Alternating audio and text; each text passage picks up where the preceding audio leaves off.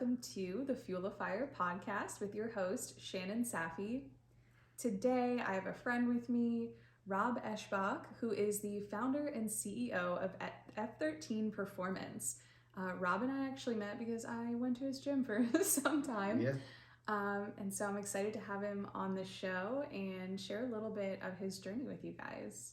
Awesome. Thank you for having me. I'm excited because it's been probably a year since we've caught up. It's been a while. Yeah, ever since my phase where I was just really confused about my whole life and what I wanted to do with fitness. But yeah, I'm happy that we're able to reconnect and that you're able to be here today because I'm really excited to get to share some of this part of my journey with people and also to share your story and how it's just influenced things and the people around you. So I'm excited. Awesome. I really love your story, your experience with fitness and figure and competing and dieting and then weightlifting and CrossFit and that competitive journey and how it's switched over to the non-competitive side of fitness and just the joy of movement and being active and healthy. Yeah, it's interesting how that evolves over time because I never really knew how that was going to end up looking. Like I knew what I was doing was not sustainable and I just never thought about how will this unfold and when will the journey shift and what will that look like and what will I settle into?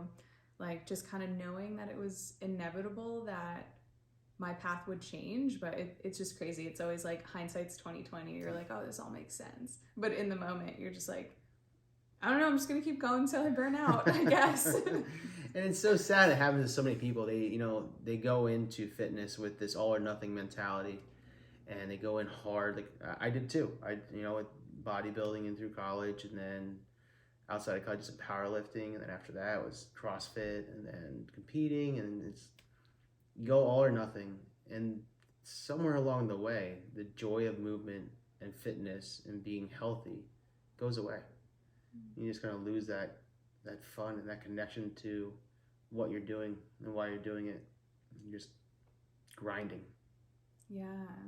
So what really got you started in fitness? Like, did you always know that you would be a gym owner, or when did that happen? Or more than a gym owner, yeah. So I don't want to limit you. No, I own a gym. I own a great gym here in Allentown, so I love what I do.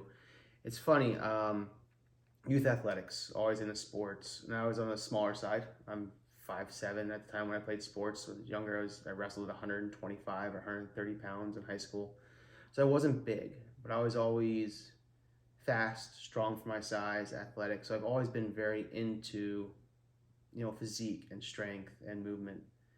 So when I was 16, I actually asked my parents for a gym membership instead of a car. Now I needed a car to get to the gym, so I had to figure that part out. But that's what I wanted. We had one of those universal things in the basement that had like a bench and a dip and a leg raise and a leg extension thing and a pull-up bar like in a square in the basement that I liked, but I wanted more. So I got my gym membership, and since then I have been working in or at a gym or owning a gym or training people in a gym since I've been 16 years old. I'm 42 now, so it's been a while. When I did that and I started working at the gym, I told myself one day I will own a gym. So it's been like a lifelong goal since I was 16 years old. So it took a very roundabout way to get there, not a direct path as most of us do, but I never really lost sight on that goal. Yeah. So it's always been something I wanted to do. I wanted to help people in a healthy way and experience life to the fullest, being healthy and being active and being fit. Yeah. So it's always been my goal, always been my dream. I'm a lucky one. I get to live that. That's awesome. Yeah. I'm curious a little bit more about what this roundabout path looked like. So after high school, I went to college at Slippery Rock University, studied sport management, knowing I wanted to own a gym. So I wanted to learn the business side of it. Minored in exercise science, minored in business. So trying to get a little bit of everything there. And after college, I kind of got out of the gym space and took a job with, at the time, it was Clear Channel Entertainment Motorsports, which ran Supercross, which is dirt bike racing in stadiums, and monster truck shows in arenas and stadiums. And then they got sold to Live Nation, stuck with the same job. Then after that, they partnered with NBC Sports, ended up running events for NBC Sports, an actual sports tour called the Dude Tour. So in 2005, that started. And I did that from 2005 to 2010 or 11. Living the event life, which is, we talked a little earlier, it's awesome in your 20s. Traveled, I've seen 42 out of 50 states, been all over the country, had some great experiences, met amazing people, but probably the most unhealthy lifestyle you could ever live. Now, I worked out this entire time, but I was so unhealthy. It was lack of sleep. You're working 12 to 24-hour days. Sometimes you don't sleep. You just roll into the next day. And when you're not working and you're on the road, you're out partying, drinking, having a good time with sponsors, with friends, with coworkers, however it works. And it's just, it's fun. It's a lot of fun, but it gets old pretty fast. So after that, that was in Chicago. I moved back to Pennsylvania. Both my parents died from cancer. My dad had passed away while I was in Chicago. Then my mom was sick, so I ended up moving back to help her out. And that's what brought me back here to the Lehigh Valley. And then moved back here, had 2 or 3 odd jobs, one at Arts Quest, then worked at a golf course, and then opened my gym. So very, very roundabout, like kind of all over the place, mostly in the event space, some management stuff, some HR stuff. The gym was always a part of my life. It never left. I always, even on those days where you work 16 hours and I was in a hotel, I found time, or I didn't find time, I made time to get to the gym. Whether it was 30 minutes or an hour or whatever that day allowed, I made sure that I kept that part of my life active. Yeah. So it was very all over the place for a little bit. Yeah, that's pretty cool. What would you say the gym meant to you during this period, and like, did it evolve as you moved locations, jobs? The gym was like the safe space. It was always that space where it's where I was comfortable. You know, if I was in a new city, I knew when I was at the gym, that's where I was comfortable. That's where I ran into like-minded people. Whether you were there to get bigger, stronger, faster, or lose weight, or just sweat, or socialize, we all had a common ground in the gym. So that's where I met most of my friends. And that's where I interacted and, created my social life in new cities, was through contacts and people I met at the gym. So it was an escape for me from pressures and stresses of life, but it was also a way to connect and meet new people. Yeah. I think one really great thing about F13 is the community. Mm-hmm. So I can really see that you've built that into your work now and how centered it is around connection. So I think that speaks volumes. It was funny. I was talking to one of our members today, and he's been with me. We will be open 10 years in June, and he's been with me from the beginning. And I've been programming for him individually for 5 years or so now. And he's like, "Hey, Rob, we're almost at 1,000 programmed workouts." Wow. And that's a monumental number. So I've had a client who I have programmed 1,000 workouts that he's completed. Not just programmed, those completed, done, checked off workouts. So to think that I'm at that point in my career, and he's not the only one that has that many. There's a group that started with me that's all coming up to that 1,000th workout, which is pretty neat. Yeah. It's very humbling. It is, to see how far you've come and to be able to share that with someone else and like be a part of their journey. And I think it gives you both like just this mutual feeling of goodness where you supported their goal, they supported your vision, and it's really cool to see, especially when you have that longevity behind it. Yeah, it's really neat. We were talking in the conversation I had with him today. Outside of the gym came up too. because I reflect a lot. I'm very into taking time and space to reflect on where I'm at, where I'm going, where I've been, and we realized that our friends, our family, the people we interact with on a daily basis, are all from the gym. Like, we live in different school districts. Our kids are, different ages, different points in our life, different sports, but somehow our circle is still the same. I live in different school districts, and I don't really hang out with a ton of people other than my neighbors from our school district. My friends and family are from the gym, and his are the same way. It's really cool. I mean, look at us. So I would have never known you if it wasn't for the gym. True. Probably 4 years ago when you first walked in, somewhere around there. I don't. Yeah. It's been a while. Yeah, I guess Yeah. so. Something like that. Yeah, but we've stayed in contact. Even though you don't attend the gym anymore, we've stayed in contact. We've remained friends. I've watched your growth and your success and your business and your evolutions. And here we are today having a podcast and just catching up. Like, we hung out and talked for 30 minutes before we sat down and decided to record it. Yeah. So. That's so true. I feel like so much of life is centered around relationships, and so to be able to do that and incorporate it into what you may see as your life purpose is really nice, because it keeps you connected to what you're doing, and it gives you so much more value, because I feel like it's just different than sitting at a computer typing numbers. I don't know, I mean, maybe if you're an introvert that works for some, but when you're someone that really values like deep connection, because you get to see more than just like, even though your business is centered around fitness, you see more than just that. Like, you don't look at people as person who works out. It's like, oh, you're a whole human and you have a whole journey, and we get to connect through that. That's what's cool about the gym and working out. It is for, maybe our gym's not, but the gym and that gym space and fitness is for everybody. Anybody's welcome. Anybody can come to our gym. But if it's not the style of fitness that you like, that's okay.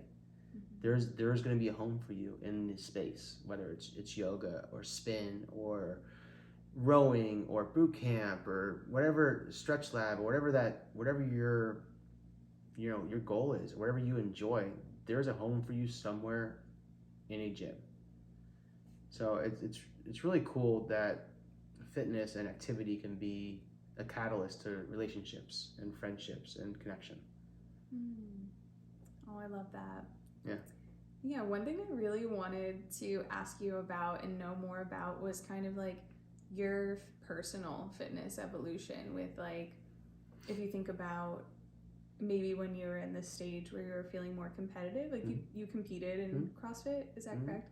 And you did some bodybuilding. Yeah, so I would love to hear kind of what led to those switches, like what took you from bodybuilding to CrossFit, and from CrossFit to where you're at now, or like how you train and keep yourself healthy.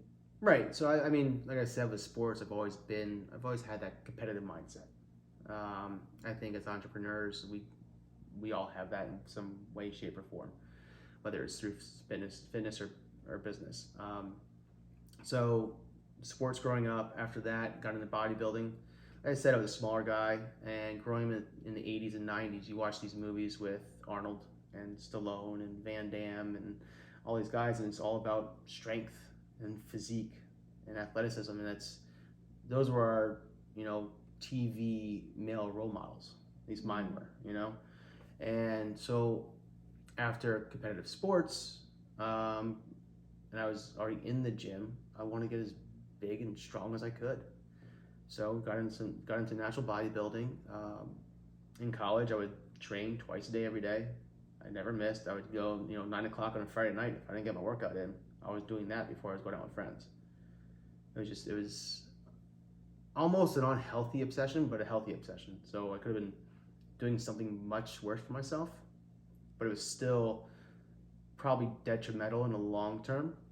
I think too much of anything is.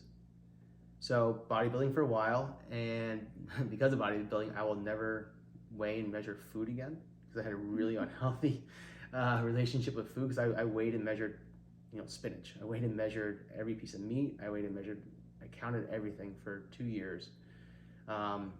So I'll never do that again. I'll never diet. I'll never count macros. I'll never do any of that just because I don't enjoy it.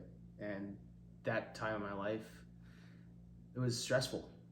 You put a lot of pressure on yourself when you do that kind of competing, as you know. From there, after the jobs, traveling and that, I found CrossFit. Someone told me to try it, and it got that competitive side of me back out. And it was fun to have that for a while. It really was. I really enjoyed it.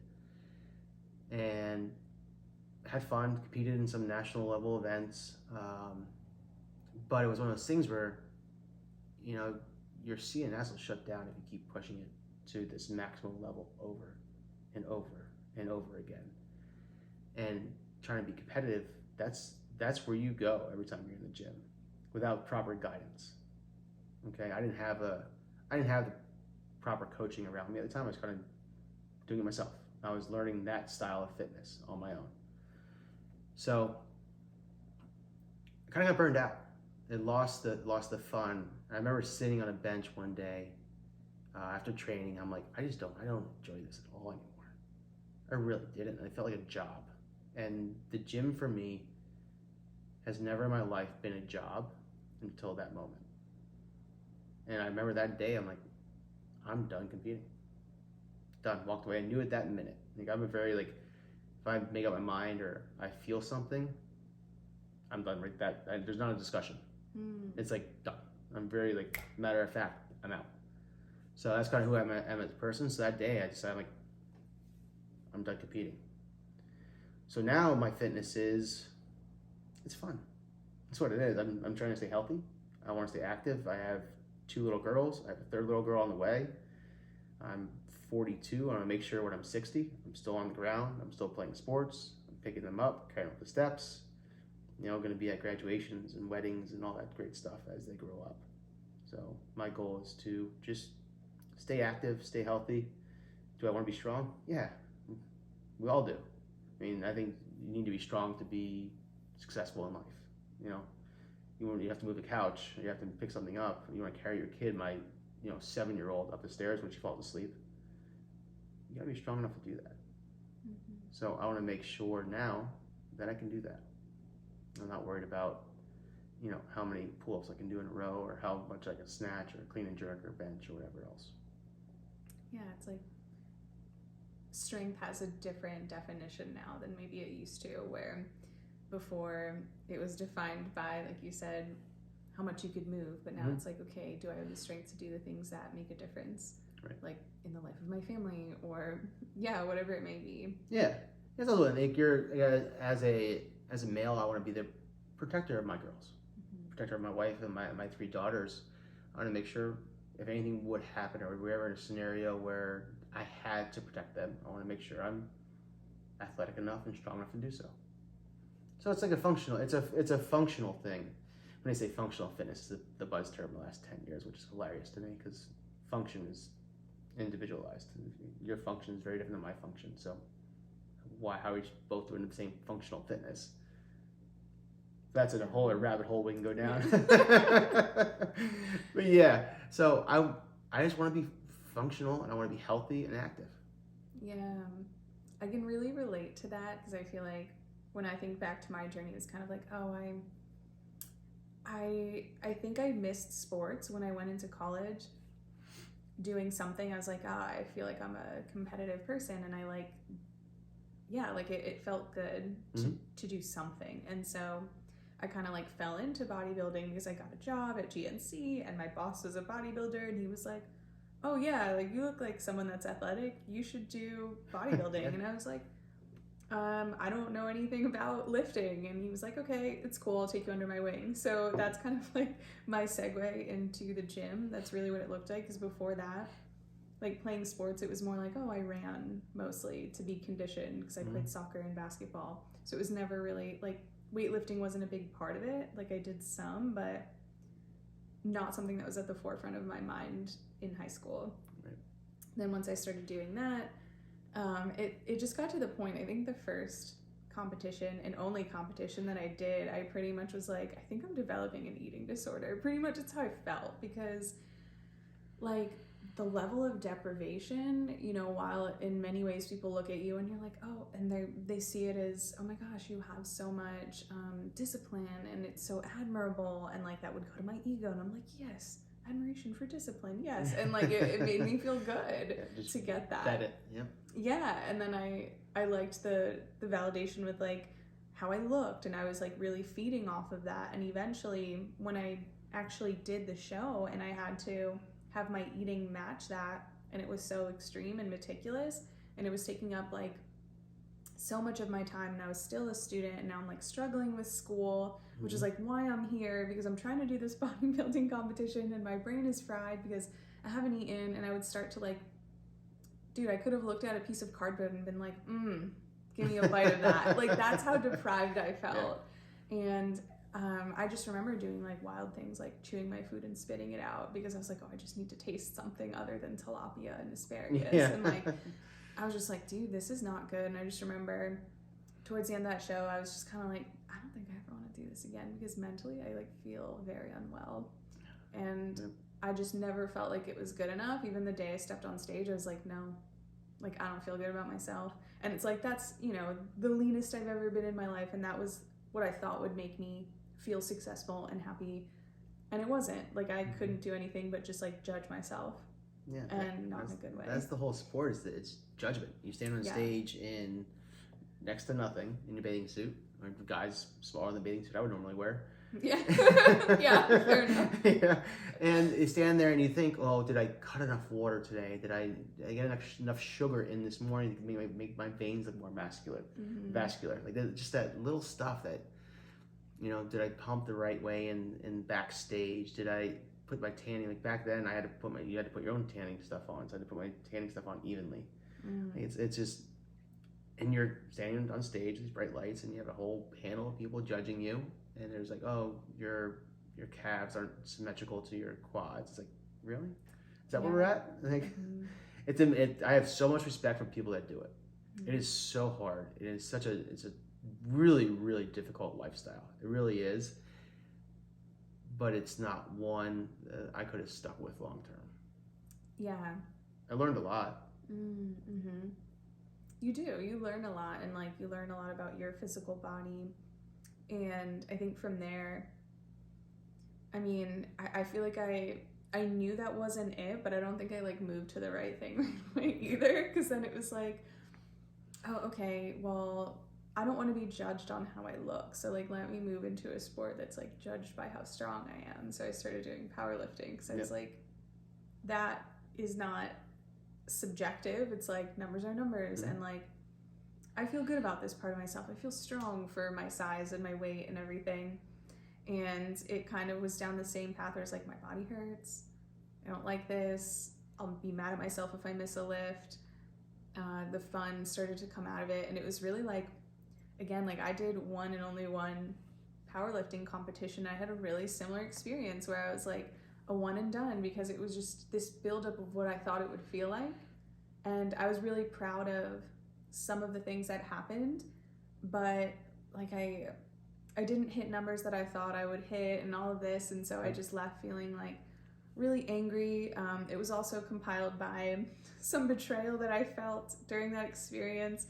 But that's like a whole story we'll let go of. I'm gonna let that one just, karma does its own thing. We'll come back later. Yeah, that's an off the record conversation. But yeah, like a lot of deep stuff that didn't sit well with me, and I was like, okay, I think I have to leave this too. And that's when I started CrossFit. I was like, I'm gonna do this and just do it for fun. So I joined my first gym and was like, okay, like I'm not competing. And then I think probably like, when you're the new person, no one really expects you to like be able to do anything. Right. But because I came from powerlifting, I had a really good lifting background, and I always saw myself as an athlete, so I always conditioned too. And so the gym owner was like, hey, you should compete. And I was like, no, I'm not gonna do it. And then he was like, okay, well, you don't have to, but like, why don't you train with this group of people that competes? And I was like, okay, well, I'll do it, because like I'd like to make friends. That would be nice. And then of course, like after so many times me saying no, eventually I was just like, sure, I'll do a competition. Yeah. Like someone was like, please, I need someone. And I'm like, only because I don't want you to like go without it. Like, sure, Right. I'll do it. And I think I probably did a few. And then I think there was one that really just like my body was in so much physical pain. Like one of the events just really freaking got me. And then since then I had this like neck shoulder pain, and I was like, dude, like it's not supposed to be like this. Like No. I just want to feel good. Like I'm like tired of just beating myself up, never feeling good enough, and like always pushing for more. Like I just want to accept myself. I want to be content. I don't want the gym to now take away, because like I couldn't sleep because of how much pain I was in and all of this, and I was just like, this is the opposite of what fitness is supposed to be. And so I think that's when I came to your gym, and I was just like, I just need to start fresh. Yeah. Like I just need to just be a human, be regular. But yeah, I think my relationship with fitness and nutrition was really confusing in that phase, because I was still like teaching things that I wasn't personally doing, and so I was feeling out of alignment. And so from there, I think it was kind of like what you described. It was like I just like couldn't get myself to go anymore. I was just like it still was meaning something that it shouldn't have meant, right? It was like if I missed a day, it was more the feeling of like, why would you do that? Like, how could you do that to yourself? And it was like so much shame I would feel for missing a planned day. And I think I just hit the point where I was like, I just think I need a break. Like, what would it look like if I let go of this? And I literally didn't work out for like a year. Like I would just go on walks and some yoga, and like that's all I did. And it was probably almost 2 years, because just recently I was like, oh, okay, like a couple months ago I decided to start lifting weights again. And my relationship with it looks like totally different. It's like, oh, okay, like I'll walk and I'll do yoga, and that feels really good, and it feels very healing. And if I go to the gym, I don't have to like beat my whole body up to feel like it was good. And I'm just like, I say I'm in my soft girl era, because I'm like, I'll just go walk for 30 minutes, and if that's all I felt like doing, that's great. And then if I decide to do anything more, that's great too. But if I don't, who cares? Like as long as I feel good. And that I was able to use that time to relax and be in my body, instead of the gym used to be like detached from my body and completely like, because to get through some of those CrossFit workouts that I would do, it was like, oh, I had to just completely like black out for me to get through that, because you'd have to push really hard, and it was like, that's not what I want the gym to be in my life. I want it to be a moment to appreciate my body and be grateful for it, instead of just like another part of my day where I was exiting my body so that I could like think to like make myself look good, or to feel like I'm worth more because I'm stronger than the person next to me or whatever. Like a lot of that was so unhealthy that I had to let go of. That's awesome. Yeah, it's one of those things. As a coach, I have some very competitive high level athletes that I work with. But when we have those conversations and they're like, my goal is to make nationals in weightlifting, my goal is to make Wadapalooza, this very large CrossFit event or whatever event they want to make, I'm like, all right, okay, we can get you there, but so you know, getting there means these sacrifices, these feelings, these things you got to work through. So I make sure I'm very honest with them up front with, you have to understand, to be a competitive level athlete, there's things you have to sacrifice. You're going to be uncomfortable. You're going to be sore. You're going to have to watch your diet. You're going to have to get the right amount of sleep, the right amount of recovery. When it hurts some days when you work out, you got to keep going. And that's the competitive side of the sport that is awesome. I love that people want to do it. It's not for me anymore, but there's a lot of people that still do it and love it, and they're great at it, and I will fully support them. It's just not where I'm at in my current journey. But with experience and research and thousands of hours of classes and studying the body and fitness and energy systems and how it all works, I can 100% support and guide those athletes along the way on their competitive journey. But there's conversations we have after events like, did you enjoy it? What'd you get out of it? What was your experience? Tell me, let's go through each workout. How do you feel at the end of the day? You took a week off. Now how do you feel after a week off? Do you want to go back into it? Or do you want to step away for a little bit?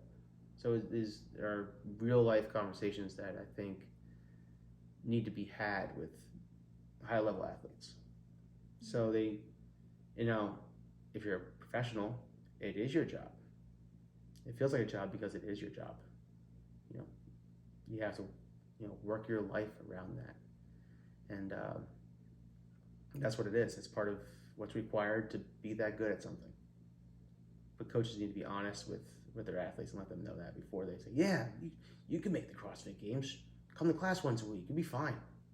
It's not how it works. Mm-hmm. Yeah, you know, the open season's coming around for CrossFit, and it's so funny. And like, you're like, "Oh, if I'm gonna do these workouts, I'm gonna make regionals this year." I'm like, "You come to class twice a week for 6 months. You're not going to regionals, bud.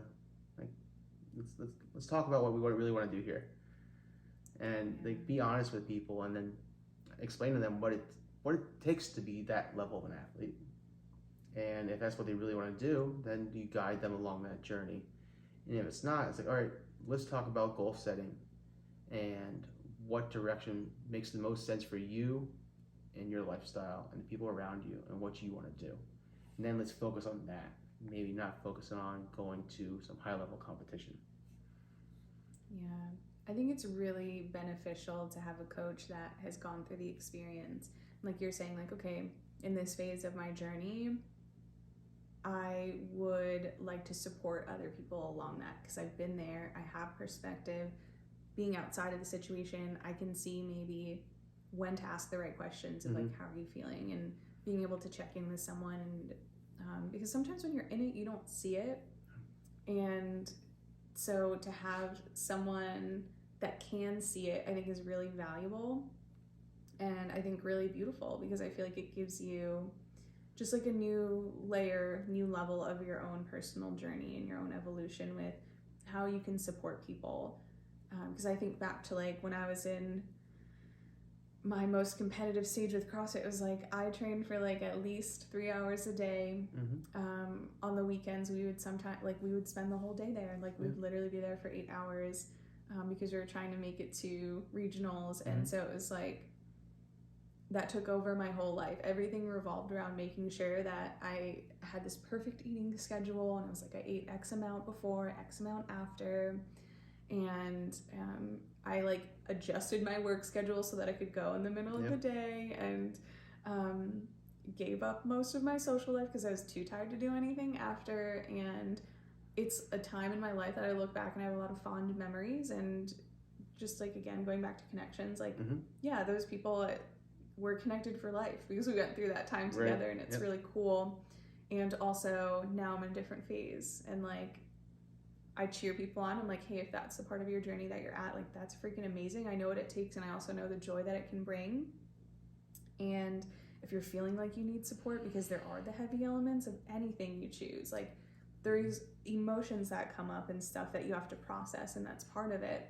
So it's nice. Like I really think that having a coach that not only programs for you, but someone that can really reflect back to you and help you figure yourself out along the way, because so much of it is like you're driven by something deep within you, and to have someone be able to pull that out of you and like figure out what that is, so that you can have a healthy relationship with competing, and it doesn't become something that can drive you into the ground or hurt all of your relationships. Right, and I love the competitive side of sports. Like the times I spent on arena floors or on a field or on a track or wherever I was competing. You learn so much about yourself, and you build these bonds of, shared suffering almost. Yeah. With the people around you. You go to war with them. And it's a great experience, and I wouldn't trade it for the world. I learned so much about myself, and I really, really enjoyed all the competitions and all the different sports and athletic endeavors I've done. I'm just at a different spot, like it's a spot I never thought I'd be at, but I'm really comfortable with it, and I'm actually thriving and happy that I'm not in that competitive part of athletics anymore. Now, I will say that I still have the competitive side in me with the business. So I spent a lot of time looking at P&Ls and numbers and projections and growth and expansions and how can we do more? How can we make this better? What's a better experience for our clients? So I still have that grind mentality, but it's different. So I think you don't ever lose that part of your personality. It just gets refocused, maybe. Is that how I found it for myself, at least. And also with family. My goal is to be there every minute I can for my girls. I almost a fault where I want to drive them and take them everywhere, and I feel like sometimes I don't give my wife the opportunity to do it. I'm like, no, I'll take her to basketball. Yeah. I'll take them both with me. You can stay home and relax. Like, she's like, well, I want to go too. I'm like, okay, come along. So that's one of those things where I'm so driven in so many things, and I think it starts with the sports and athletics, and then as you evolve in your life, you stay driven. You just refocus what you're driven towards. Yeah, I really like that perspective because I remember, or just thinking back to being in that competitive phase where you can't imagine your life without it, and you just don't know what it's going to be like until you actually step into something different. And kind of like you talked about in the beginning, I feel like we all kind of have those defining moments where you're like, oh, in this moment I know that it's time to pivot, and I'm no longer in this phase, I'm in this phase. For some people, I think it's amazing that you can be like, yeah, done, onto the I'm very abrupt in life. In all that I do, like I'm good, nope, not good. See ya. It happens that fast for me. And that's really admirable because it just shows that you're trusting your intuition, and you know when it's time, and you don't try to cling to the past and take things that you feel like no longer serve you. So that's really cool, and I love to hear that. And so, yeah, just knowing like, okay, it's time for me to step into this different phase, and while maybe elements of me die, like there's a small part of my ego that's shed now that I'm stepping into this phase, but that doesn't mean like who I am has to die along with it. Like I can take these traits in myself and energetically expend it in a different way that still serves me, that still honors who I am, and still fulfills that need that's in me. Because I think we all have different characteristics and purpose and different traits that are louder in some than others. So I think, especially in this space, more in the mental health space, I think there's like been this really big call to kind of slow down and relax. But also in the same note, some of us are meant to be driven and to have those elements where we do keep pushing, because that journey can inspire others, and maybe we're meant to accomplish something specific in this lifetime to us.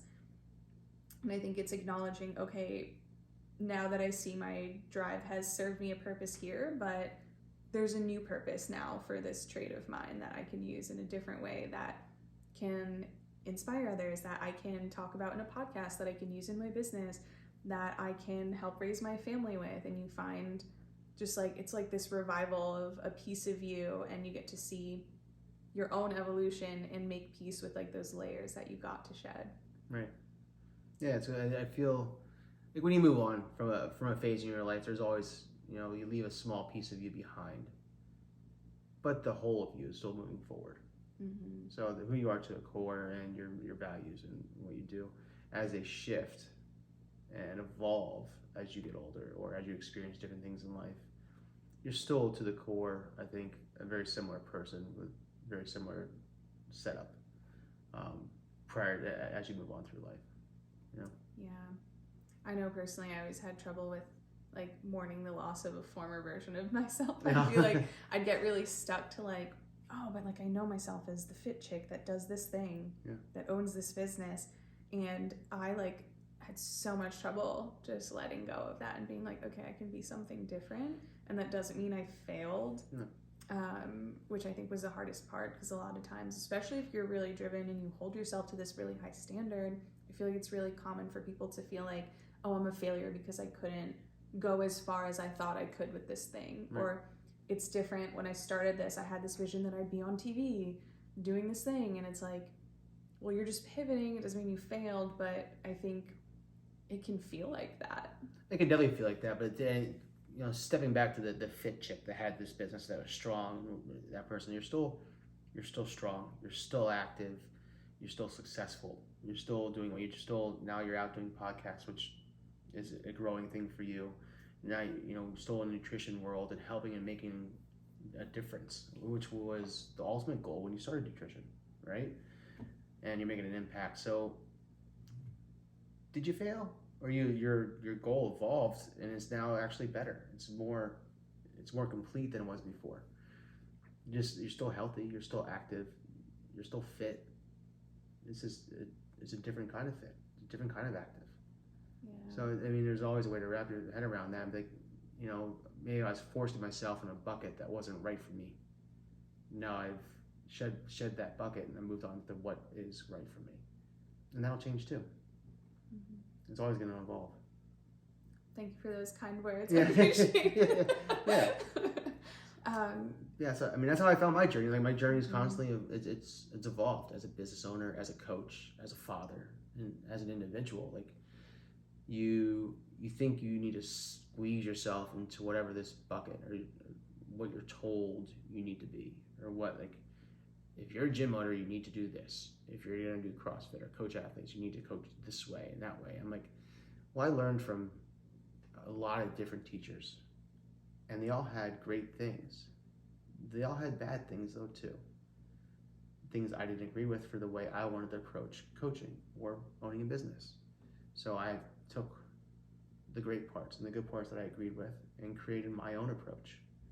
So what you did, you took all this knowledge that you had and all these experiences and travels and interactions that you had and took the good things from each one of them and evolved yourself into who you are now. And as you take more in, you'll continue to evolve and grow. Yeah, that's so true.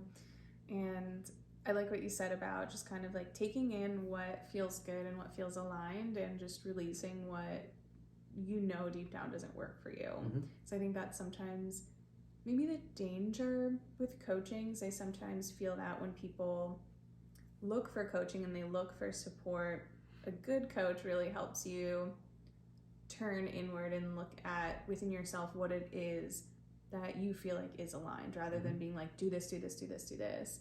Because what can happen with that is people come to you feeling like, oh, I'm in a loss of my power. I don't know what to do. I need support. And if you're just giving them information to follow, it's not really building them up. You're kind of just, like, I think I always use this analogy of like, they're just becoming an actor in a new play. Mm-hmm. Like, it's not really you if you're just picking up someone else's lines and performing it. Mm-hmm. So it's like, okay, instead, can you just take what really aligns? Check in with yourself and ask yourself, like, does this align? Do I see myself continuing to do this? Can I keep doing this? Instead of just completely distrusting yourself and doing what someone that you do trust and think is on the right path to do, because everyone's path is going to go a different direction. Yeah. And so it's allowing that and having the ability to check in and say, like, does this feel aligned for me? Does this work for my vision? Not just like, oh, this is the vision of a gym owner and I should just want this. Because I think that's what sometimes can keep us feeling stuck.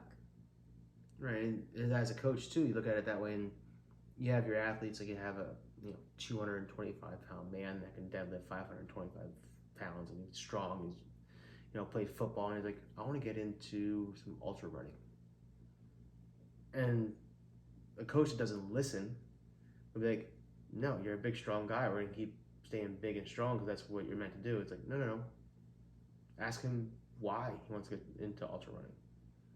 Because he has connection when he runs and he feels free and it helps him relieve stress. Cool. Support that. Yeah. Like, ask the questions and listen to the people that you interact with and then support them on their journey. That's our job as coaches. I guess my job as a coach is not to give people what I think they need by looking at them. It's my job to support them in whatever journey they want to go on and make sure they're healthy and they can enjoy their journey along the way. Yeah. I don't want to spoon feed somebody something they don't want. It's that one-dimensional coach is like, I know strength and weightlifting. I want to be a runner, but you have to do strength and weightlifting. No, they want to be a runner. So let's help them be a healthy runner. Let's work on stride length. Let's work on some lactate threshold stuff. Let's work on some push striking. Let's work on all that great stuff, unilateral strength, and help them become a better runner instead of just throwing weights at them. Yeah. So listen to your clients. Ask questions. I think asking questions is so important because I think in like coaching gets dangerous when people are not asking questions. It's Right. when you're like just telling someone, hey, this is what you do. But I feel like a good coach asks the right questions. Right. And that's so important. Because I think about, I don't know, I almost think back to like, or almost like a random movie plot or like a common movie plot of the athlete that is just so good at this thing and you know they don't even love it because they feel like their mom wants them to do it and their dad wants them to do it and their coach wants them to do it because they're good at it. They're like, I hate my life. Like, I don't know, I feel like this is a common No, it is. It's not just a movie thing. That's a common real life. Yeah. I had a young female swimmer come in, and she was swimming for a club team. She was swimming at her school. Dad was watching nutrition, and he's like, she's good, but she needs to get stronger off the wall. She needs to get stronger in her kick. I'm like, okay, I'm gonna sit down and talk with you and her together. She was a young teen, because you don't meet with a young teen by yourself. You talk to their parents, and then I'm like, after we're done talking, I do want to meet with her one-on-one to hear how she feels. And when she was done, I talked to her dad. I'm like, you might want to talk to your daughter. She sounds like she's a little burnt out. I don't think she wants to do this. He was trying to force his drive on top of her. What she wanted to do was be part of this science fair and do this project where she was building something electronic for like this science fair in Philly that could have gotten national notoriety. It's really cool, but he didn't want to hear that. He wanted to hear that she needed to be stronger to be a better swimmer. I'm like, I couldn't take her on as a client because it didn't feel right for me to do so because it wasn't what she wanted to do. Yeah, I know. I like that reminds me of one of we didn't actually go through with her becoming a client, and not from me not wanting it, but it was because the parent didn't want to hear my perspective on the situation. Like very similar, like a mom had invested all this money into her getting trained, into like, you know, picking her up and all the investments that you make for your kids to play sports and like all these extra camps and all of this. And what was happening is the girl was like sneaking candy in, right? And her mom felt that this was like inappropriate behavior, that she would have candy and she needs to really buckle down and like shouldn't be eating this way because she needs to eat for performance and focus on just this. And you could clearly tell the girl was miserable, unhappy, could feel so much pressure, and no longer loved the sport that she used to really love. Now it became like this chore that she didn't enjoy. And so from my professional perspective, I was like, hello, great to meet you, interesting story, but I can't support us telling, like, I'm not going to tell your daughter to not eat candy. Like, I'm not going to tell her to cut these things out. I'm not going to tell her to limit herself.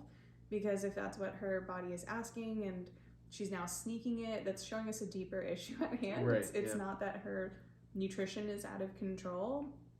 It's that she can't, like, she's clearly being restricted in ways that she's not wanting and her body doesn't want. And so this is how it amounts. And then the mother didn't love this. She left and never saw them again. I think about that girl.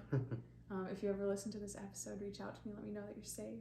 But like, no, I just like, it scares me sometimes to like have to see that and not be able to do anything about it, because especially when they're kids, you can't control the environment that they go back into. And yeah, that's the hardest part of it.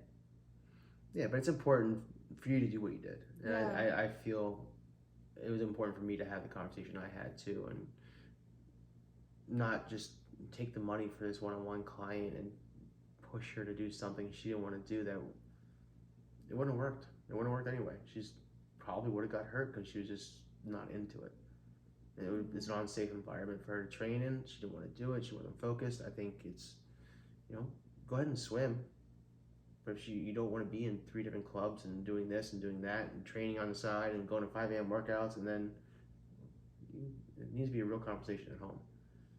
And just like a coach, I try to take it home and I try to listen to my daughters, even at 7 years old, ask questions. What do you want to do? Did you enjoy this? Do you really enjoy this? Why do you enjoy it? And you listen to what they have to say, and they're going to be honest because they don't know anything different yet. True. So asking questions and listening. Parents, coaches, friends, family, I think that's what you need to do. Just to support those around you. What a beautiful note. I love that. So true. I feel like we could just keep chatting. It's like just keep feeding off of each other. Yeah. It's always great to have conversations with you because I feel like they always go deeper than one would think, right? I think initially I was like, oh, Rob, this guy, he owns the gym that I'm going to, and I just see him around. And then I think one day I just like unloaded my life on you, and then you had such a beautiful perspective, and I was like, oh man, he's been here this entire time, and I like never really got a chance to chat with him, but like slowly but surely we just started having more conversations, and it's really cool to see that you're in the space that you're in because I feel like you're really great at it, and I think that you're a great dad too. Like I love to watch it, and I think it's so beautiful to be a part of your children's lives. And despite whatever gender they are, and you're still showing up. I think that's really beautiful. Well, of course, yeah. Yeah, but yeah. So if people want to continue to connect with you after today's episode, where can they find you? Social media, it's Instagram at coach_Bobby E, BOBBYE. We had a name conversation earlier about that was a phase of my life. And then at the gym, F13 Performance here in Allentown. You can email me through the website as well. It's info@F13Performance. I'll respond to that. Stop by the gym. If you can't find me there, reach out to Shannon. She'll find me. Yeah, and if you do email him or slide into his DMs, call him Bobbert. He likes that. Yeah, like I said, I've answered the worst. Yeah, Bobbert for 25% off memberships. Code word. Yeah. All right, awesome. Well, thanks so much for being here. Of course. And yeah, anytime you'd like to come back, we'd be so happy to have you and continue the conversation. Yeah, thank you for having me. I really enjoyed this. Thank you. Thanks.